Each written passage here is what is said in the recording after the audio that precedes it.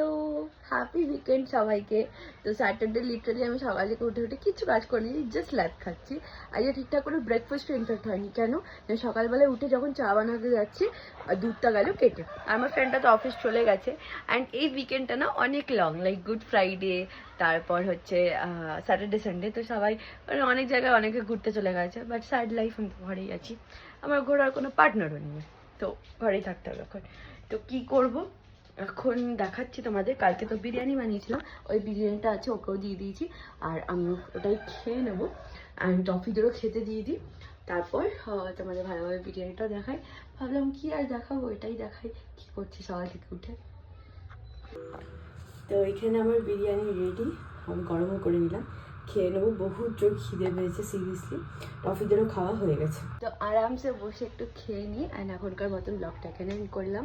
বা বিকেলে না, যেহেতু বললাম যে ছানাটা কেটে গেছে, তো ভেবেছি যে পনির বানাবো ঘরে। তো সেই প্রসেসটা তোমাদের সাথে ভেবেছি শেয়ার করবো।